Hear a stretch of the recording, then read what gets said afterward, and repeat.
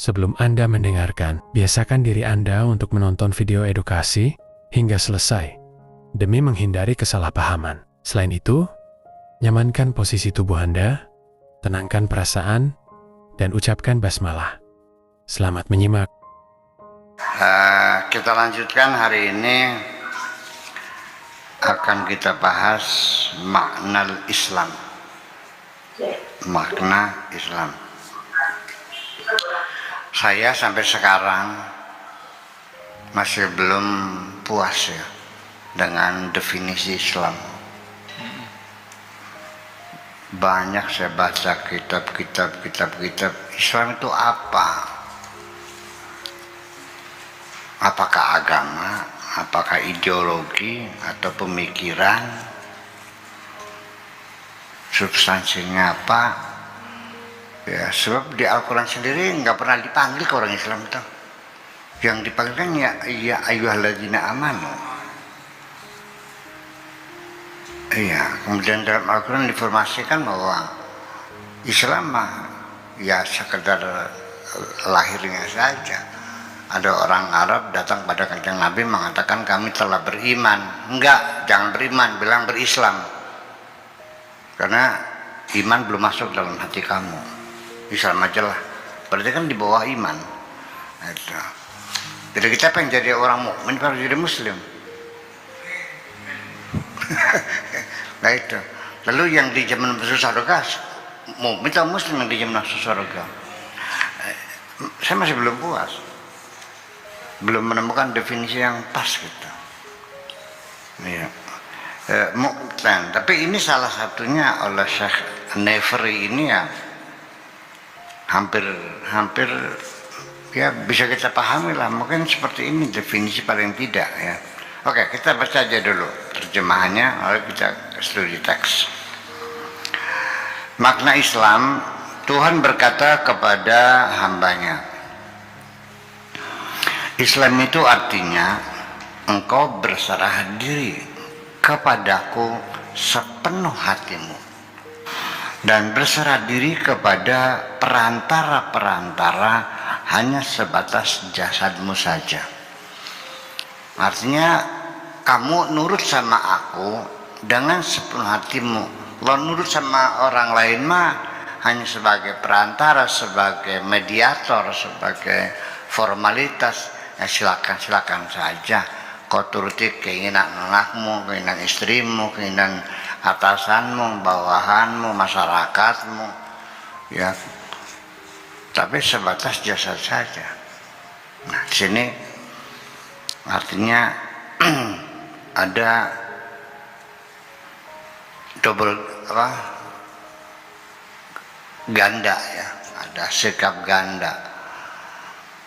Kepasrahan kita secara batin hanya kepada Allah.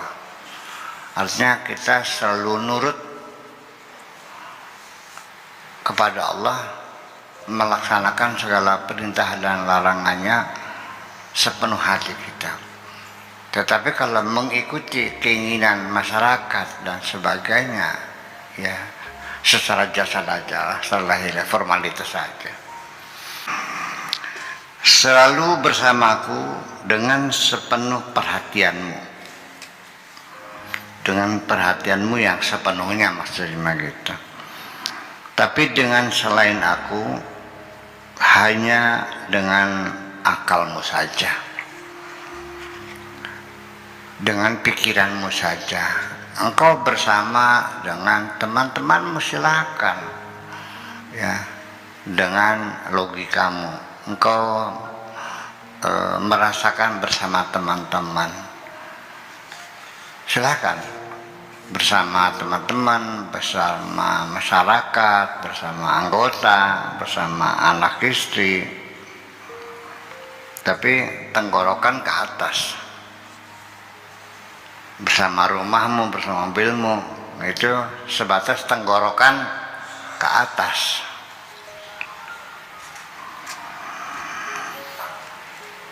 Sehingga dengan demikian segala perhatianmu selalu bersamaku. Tidak ada sedikit pun kepentingan apapun untuk selain aku, kecuali engkau hanya boleh bersama selainku sebatas dengan logikamu saja. Tidak boleh kecewa ketika gagal. Jadi artinya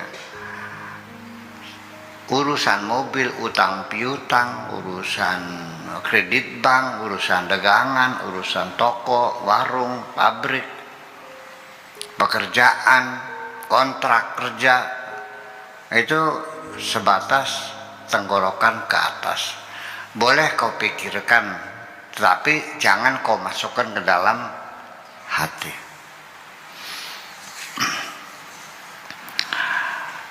Kecuali engkau hanya boleh bersama selainku sebatas dengan logikamu aja, silahkan aja. Lalu bilang ya udah nggak usah sedih, datang lagi ya silakan. Rumahnya kebakar ya bikin lagi, padinya gagal nggak panen ya tanam lagi.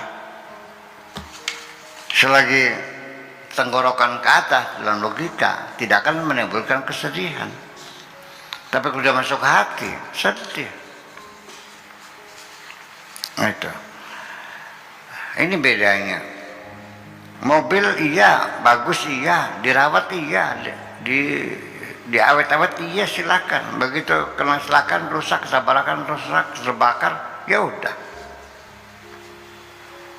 Nah, ketika mobil itu masuk ke dalam hati, begitu tabrakan, hancur, ya sedih kita.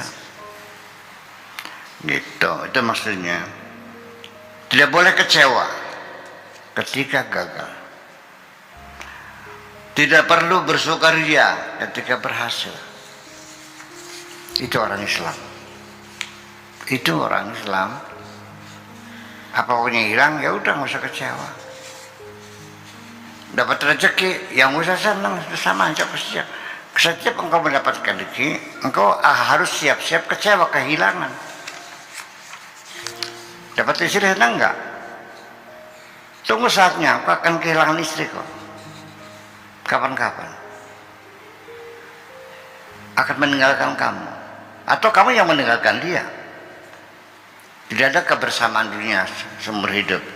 Kita pasti akan berpisah, dan di penghujung kita hanya dengan bersama Allah aja kok. Ya.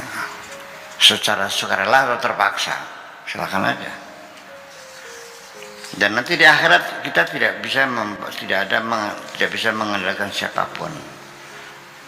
Ya. Kita hanya membawa amal perbuatan kita kok. Jadi tidak boleh kecewa ketika tidak berhasil atau gagal. Tapi juga tidak perlu bersukaria ketika berhasil.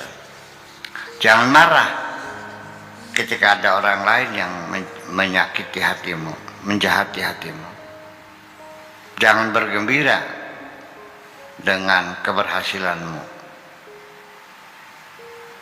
Bisa enggak kamu disakiti nggak marah, dihina, dicaci maki?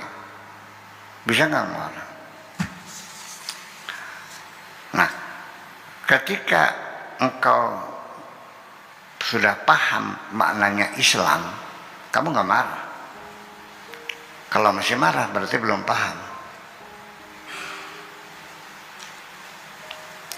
Begini, Islam ini jadi kayaknya seperti kontrak ya dengan Tuhan tuh, bahwa aku adalah hambamu dan engkau adalah majikanku. Apapun yang aku kerjakan semuanya untukmu, dan aku tidak pernah minta upah kepada siapapun kecuali kepadamu. Ketika aku menghadapi kesulitan, aku hanya minta petunjuk kepadamu. Aku hanya mengharapkan petunjukmu. Jadi apapun yang terjadi adalah atas kehendakmu.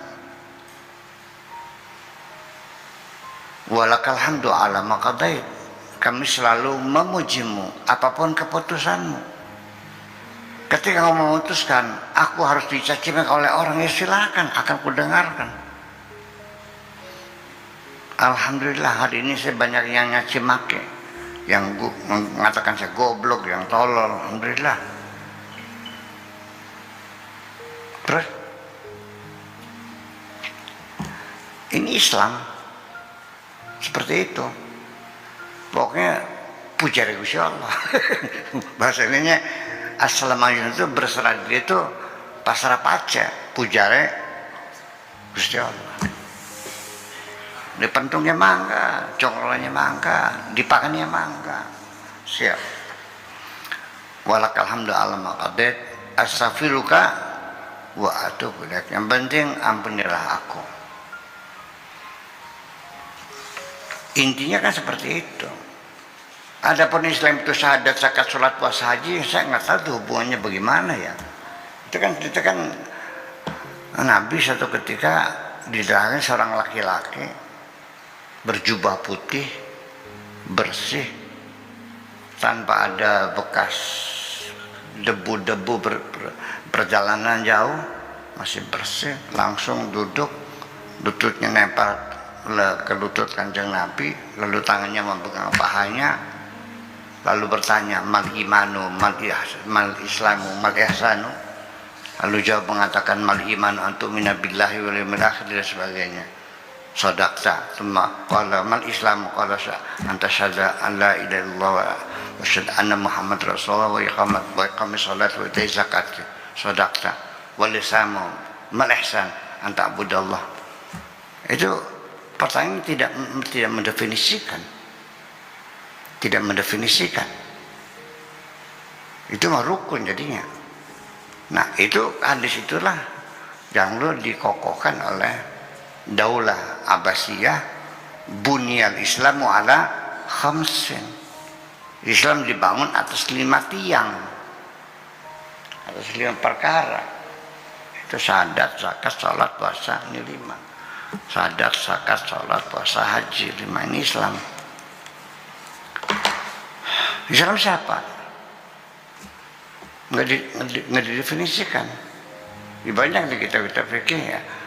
Islam, taslim, istislam, berserah diri, nurut, patuh, setia, sekitar itu mananya. Itu. Jadi kalau melihat bunyal Islam ala khamsin ya itu modusnya Daulah Abbasiyah untuk mengalihkan supaya rakyatnya sibuk dengan ritual-ritual agama, supaya jangan mengkritiki, jangan mendemo, jangan menggugat keadilan kepada penguasa. Jadi itu pekerjaan, mengalihkan perhatian, menurut seperti itu. Jadi kita potong dulu, sehingga kita mesti belajar antropologi Al-Quran. Mushaf yang disusun ini apakah seperti itu yang dimaksudkan Allah dan Rasulnya, petunjuk sepenuhnya, atau itu merupakan karya manusia? Mushaf karya Tuhan atau karya manusia? Sayyidina Umar usul dikumpulin Al-Quran nih, yang hafal sudah pada mati dalam perang Harbur Riddah, ya kan gitu. Tulisannya di pelepah korma sudah pada rusak, ya, di kulit-kulit pada dimakan rayap, di batu-batu sudah berceceran. Abu Bakar setuju nggak? Enggak. Harusnya Pak, karena Rasul tidak menyuruh. Terus digencar tiap saat. Jadi mengumpulkan mushaf itu idenya siapa? Idenya siapa? Sayyidina Umar. Bukan Abu Bakar, bukan Nabi, bukan. Kalau begitu karyanya siapa mushafnya? Ya, terus ketika dikumpulkan, Ada sahabat namanya Hafsah yang tulisnya itu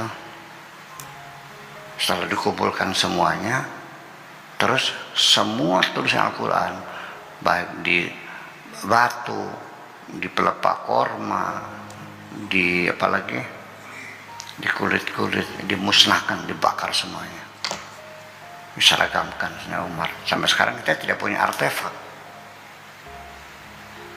Betul nggak? Itu kan seperti itu terjadinya. Kemudian sejarah turun Al-Quran secara berurutan nggak ada, kita untuk berjejak. Asbabun nuzul juga sangat miskin sekali, nggak ada. Artefaknya aja tulisan asli mana nggak ada, itu udah salinan. Ya kenapa dibakar? Masalahnya. Kemudian ketika Al-Quran dibakar, kertasnya setebal-tebal ini, 1 senti tebalnya, kulit 1 senti. Jadi kalau satu Quran tuh kira-kira berapa ruangan ini?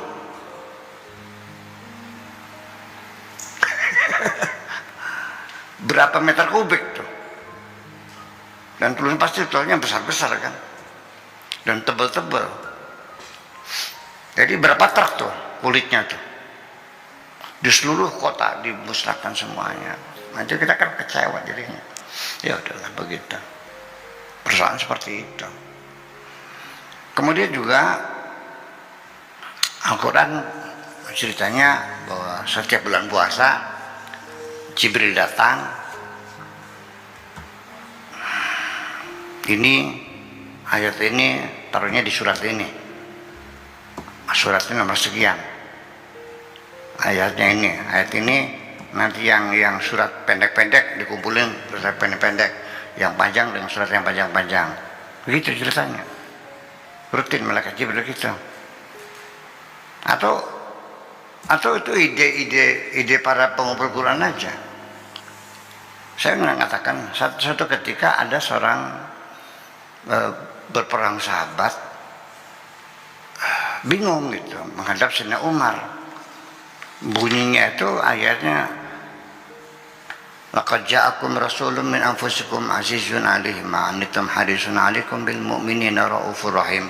Fa in tawallaw faqul hasbiyallahu la ilaha illa huwa 'alaihi tawakkaltu wa huwa rabbul arsyil 'azim.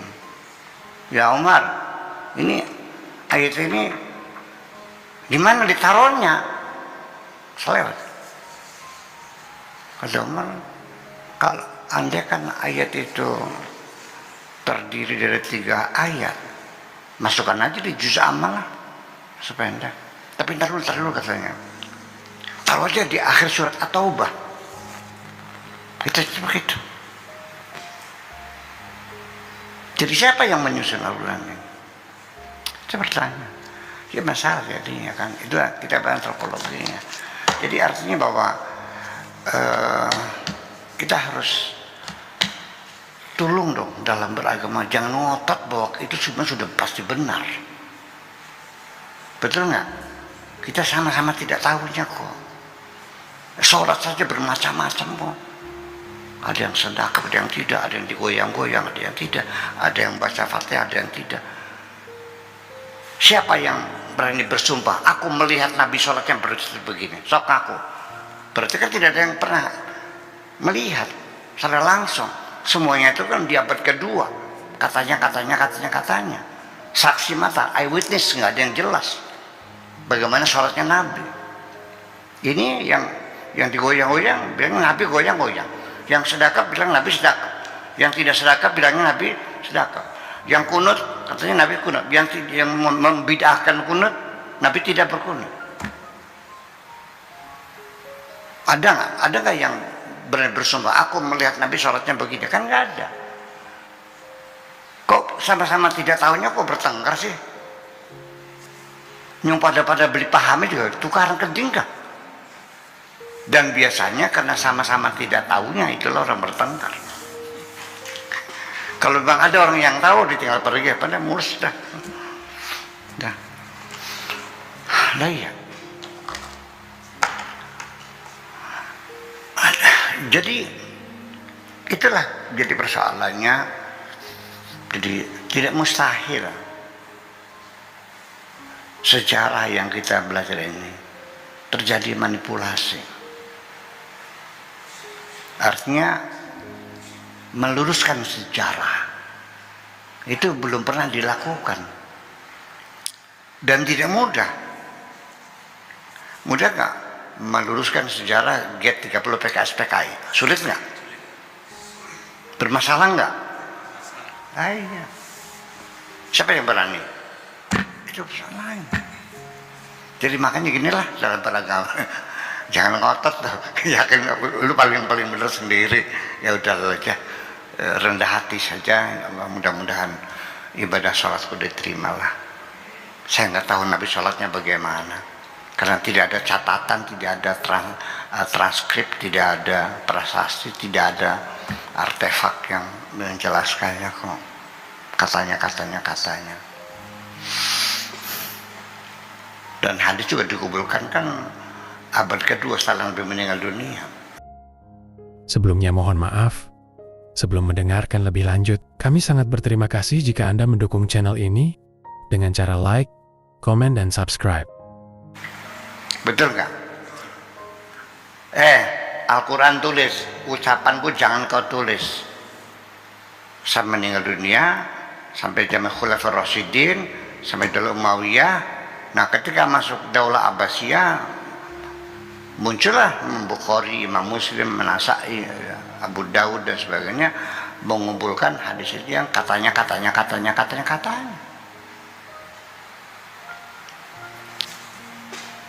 Saya mati sekarang, 200 kemudian orang mencari berita, Buya tuh kalau makan gimana caranya, duduknya bagaimana, kalau kencing bagaimana, ngunyahnya bagaimana, tidurnya bagaimana.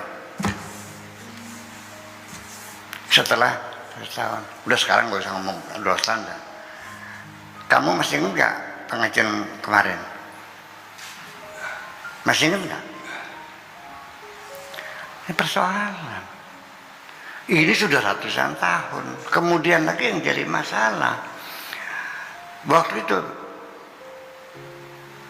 Hammurabi, zamannya Mesopotamia, zamannya Babilonia, itu ada catatannya, ada tulisannya, ada buku sucinya ada. Tapi dalam peradaban Islam nggak ada, apal-apalan semua. Nah itu jadi persoalan. Jadi seharusnya mah orang Islam nih nggak usah bertengkar dong. Bilang saja kami sama-sama tidak tahu lah. Jangan ngotot-ngotot nyalain orang lain. Ya, tidak akan enak apa begini.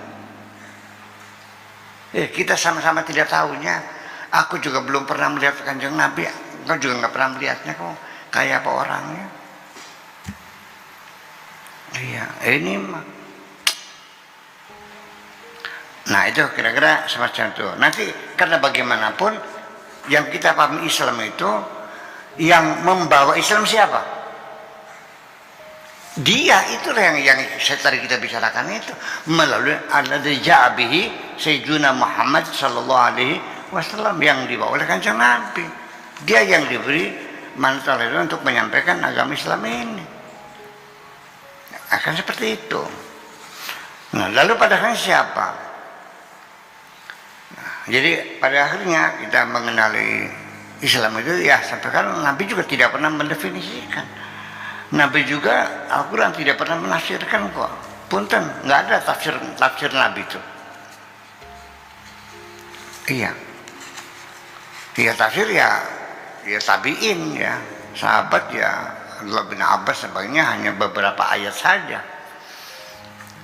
Nah, jadi ya ketika para mufassirin itu menafsirkan Al-Quran, itu jangan dikiranya sudah demokrasi seperti di Amerika, yang enggak dong. Dikontrol oleh raja, jangan sampai tafsirnya bikin gaduh nantinya. Jadi ada pengarahan, ada juklak, ada juknis, ada yang sesuai dengan yang kira-kira mendukung kekuasaan. Begitu ada mufasir yang ngorek-ngorek Al-Quran yang bertentangan dengan kepentingan kerajaan, dipersulit. Ya, para warak tuh pedagang kertas, toko kertasnya tuh, itu langsung dipanggil raja. Jangan, kalau si pulan beli kertas jangan dikasih, nggak boleh. Kenapa? Karena tafsirnya sangat dewek. Jadi artinya mufasir itu diarahkan oleh raja. Nah, ketika saya menyalahkan mufasir, kok geger sih? Mana lagi? Memangnya mufasir tidak boleh salah? Kata malaikat gitu. Yang dia jadi persulit oleh raja aja. Jadi kita belajar antropologi ini, belajar seperti apa, jangan gimana lagi. Ya itulah kira-kira seperti itu. Sekarang tafsir dulu, tafsir Ibnu Ishaq dan sebagainya, ya, tafsir Al-Quran zaman dulu campur aduk dengan khurafat. Harus kita yakini kebenarannya. Banyak tafsir yang salah. Kok sih kira-kira kita bilang salah tafsir? Aneh kan? Ya iya, persoalan kayak gitu. Ya. Jadi bingung.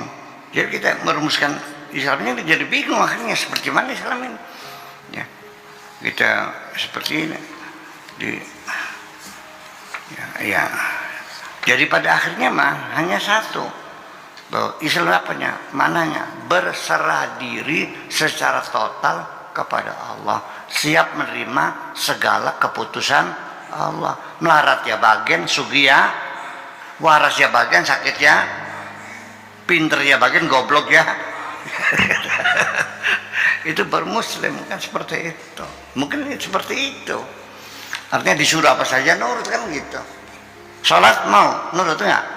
Zakat, naik haji, sedekah, kebersamaan, jangan bertengkar, enggak. Sholat siap, zakat siap, jangan bertengkar, enggak mau. Kenapa? Ya pengen bertengkar sih. Kan lucu jadinya.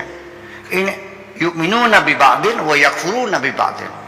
Mengimani sebagian ayat dan mengkafiri sebagian. Wa tasimu bihablillah jami', bersatulah, enggak mau. Wa atu zakat, oke, zakat. Iya. Walillahi ala nasi hajjul bait, siap bos, naik haji. Uangnya kan ada, jual sawah nggak apa-apa. Iya. Tapi begitu tawasaw bil haqqi, tawasaw bis sabr, saling mengkritik, saling menegur, nggak bisa. Saya anti kritik sama. Berarti gimana? Yu'minuna bi ba'din, benar banget. Begitu aja, ngaku bisa lah. Iya kan? Aneh. Jadi sampai sekarang saya masih menunggu siapa yang bisa mendefinisikan Islam secara lengkap dan rasional, gitu aja. Kalau itu mah rukun Islam, syahadat, salat, itu tidak menjelaskan Islam. Ya gitu. Jadi artinya bahwa jangan marah, jangan bergembira dengan keberhasilanmu. Jangan berbangga diri dengan kedudukanmu. Jangan congkak dengan ilmu yang engkau miliki. Dan jangan sombong mendapatkan kenikmatanku. Jangan berputus asa menghadapi cobaanku. Dan jangan merasa tenang dan nyaman bersama siapapun selain aku.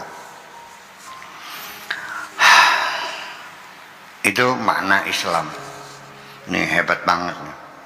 Iya. Yang penting laksanakan saja apapun yang kuperintahkan kepadamu. Udah laksanakan saja. Puasa siap. Zakat, haji siap.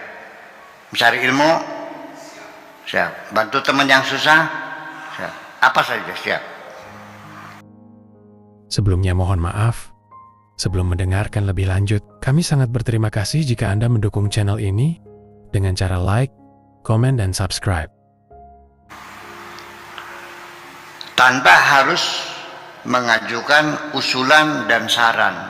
Nggak usah rokayane, jangan mungbaene, namung bae, hanya saja akan tetapi tertempong sira. Pokoknya samena wa ta'ana. Siap, laksanakan. Itu. Sehingga engkau bisa seperti malaikat yang siap melaksanakan tugas dengan segala kesiapannya. Ketika engkau menunda perintahku, menunggu pintar dulu, atau menunggu petunjuk teknis dulu, berarti engkau membangkang perintahku. Ini yang terjadi. Jadi ketika engkau itu sudah paham bahwa sholat itu wajib, dan engkau sadar bahwa perintah Tuhan itu harus kau laksanakan, sudah laksanakan sholat. Jangan nanti belajar dulu, nggak ada urusan, sudah yang penting langsung sholat. Bacanya apa? Silakan sebisa-bisa kamu. Alhamdulillah Rabbil Alamin, walab bedolen, nggak ada urusan, langsung laksanakan. Jangan nanti kalau nanti harus belajar dulu, setelah pinter malasnya keluar lagi nantinya. Mau sedekah nunggu kaya dulu, apa yakin setelah kaya kamu jadi dermawan? Jangan menunda, nggak alasan nunggu juknis, juklaknya bagaimana, menunggu ilmu dulu, saya mau ngaji dulu, ngaji bab sholat dulu. Udah laksanakan dulu, nanti sambil berjalan sambil. Nah ini kebijakan saya begini sering juga dikritik sama teman-teman kiainya. Masa dia sholat yang penting nyungsel, betul priben.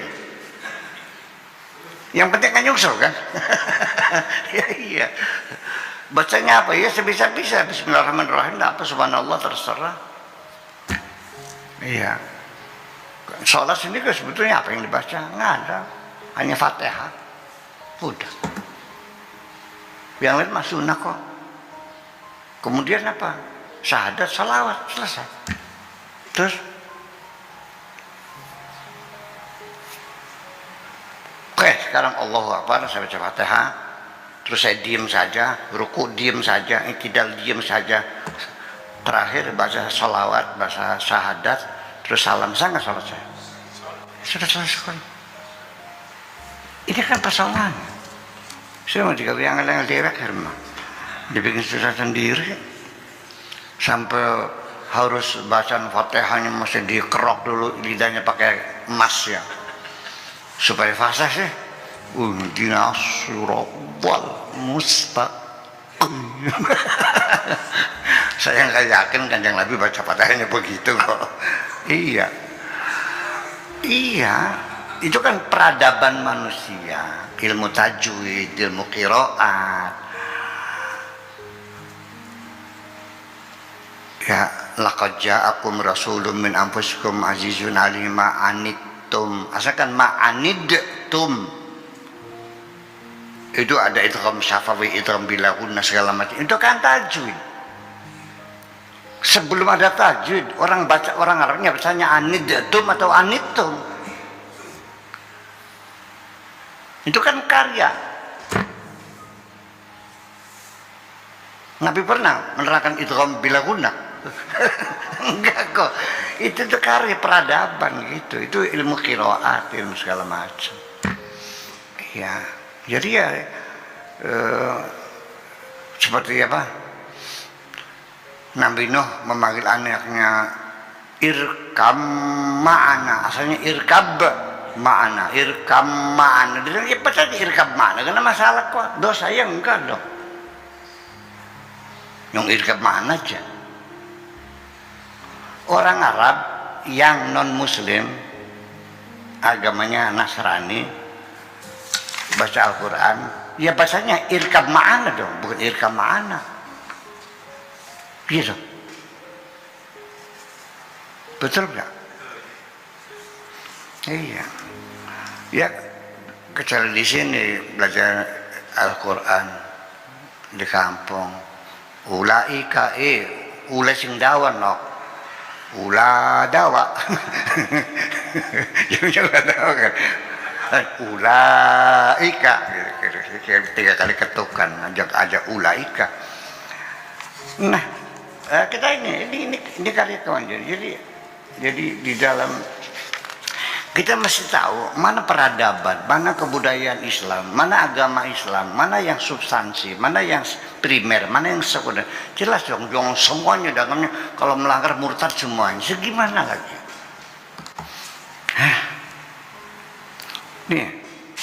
Ini bacanya apa ini? Ulaika. Wawunya ada gunanya enggak? Ulaika gitu. Bacanya apa? Ula. Yang dibaca ada wawunya dibacanya pendek, yang tidak ada alifnya dibaca panjang. Sebenarnya gimana?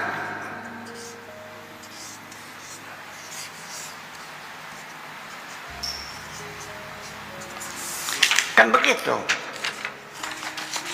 Kalau kita punya harusnya begini. Ulaika kan begitu, kan pendek, nggak usah pakai wawu kan. Kok jadinya ini ada wabunya dibacanya pendek, ini nggak ada alifnya dibaca panjang. Jadi sama BLOOD dibacanya apa? Blood.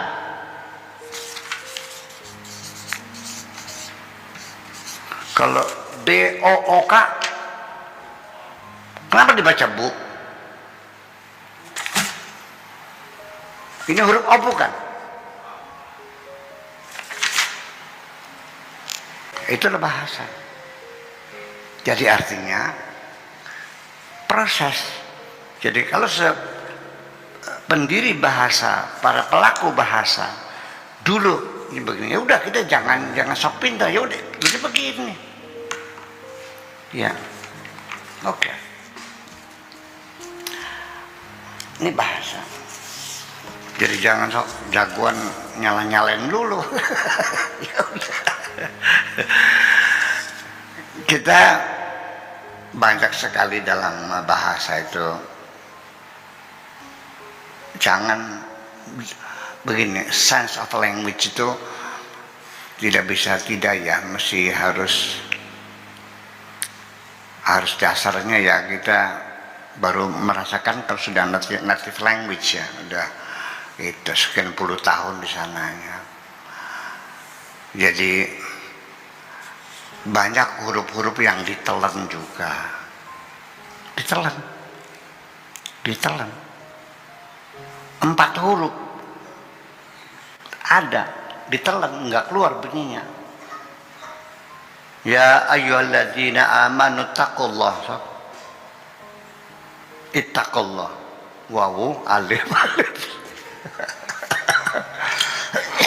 wawu alif lam 4 huruf kan. Iya kan?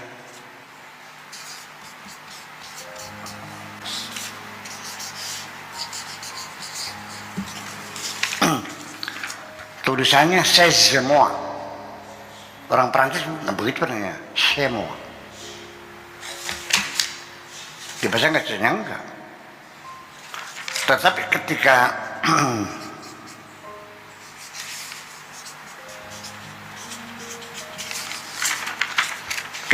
huruf hidup di depannya, maka z-nya keluar, sazel. Jadi setiap bahasa itu berbeda logikanya, ya kan? Udah jangan merengkel. Nah, kita Al-Quran ini makanya kita nanya bahasa Al-Quran ke bahasa Arab. Saya berdebat panjang di Jogja dengan dihadiri Pak Munawir Syahadadi dengan para profesor ahli bahasa di UII ya. Itu seminar tahun 91-an. Kita bertengkar tentang ini Al-Quran ini pakai bahasa Arab atau bahasa Al-Quran. Bahasa Quran, bahasa Arab sama enggak? Nah itu persoalannya. Iya, tetapi di Al-Qurannya inna anzalna Qur'anan Arabiyyan la'allakum ta'qilun. Kami itu Al-Quran dengan bahasa Arab. Nah itu jadi persoalan. Jadi artinya maksud saya ini semua saya ceritakan bahwa kita mulai berpikir ulang, ya harus melanjutkan penelitian antropologi, sosiologi, historis, ya kemunculan mazhab-mazhab, kepentingan politik, kemudian pengaruh negara-negara luar yang berdampingan sezaman. Sebab kita jadi masalah. Zaman Daulah Umayyah, kenapa tidak pernah ada konflik dengan Romawi? Nggak ada sama sekali. Sangat bersahabat sekali. Romawi, Daulah Nasrani, Muslim, nggak pernah ada konflik, perang nggak ada. Berarti ada agreement kan? Masih banyak yang tersembunyi, perlu kita buka semuanya itu. Ya kan gitu, yuk kita bongkar semuanya. Nah, Islam masuk ke Indonesia ini juga hal yang luar biasa. Aneh ben ajaib. Negerinya jauh, masuk sini abad ke-12an ya kita lihat Islam masuk sini nih. Dengan cara-cara pendekatan budaya para wali sanga, dengan wayangan, dengan gamelan, dengan segala macam, sampai sekarang menjadi komunitas muslim terbesar di dunia dan tersebarnya tanpa setetes darah pun kok. Keseberangan semacam ini itu digugat, mana mungkin, itu kan bukan wali, nggak ada wali-wali sanga, mana itu, bayangkan karya besarnya dihinakan. Ya kenapa? Ini kan bid'ah semuanya, terjadi kan begitu. Nah umat Islam, kamu sama-sama tidak tahu kok. Sebaiknya yuk kita hentikan pertengkaran, hentikan hujatan, hentikan permusuhan. Yuk kita mencari tahu bersama-sama. Iya, nanti apapun yang aku ketahui, jangan mengklaim hanya engkau yang paling tahu, itu aja. Makasih. Selamat Anda telah menonton video ini hingga usai. Semoga video ini bermanfaat untuk Anda dan menjadikan Anda lebih baik dari hari kemarin. Amin. Dan terima kasih.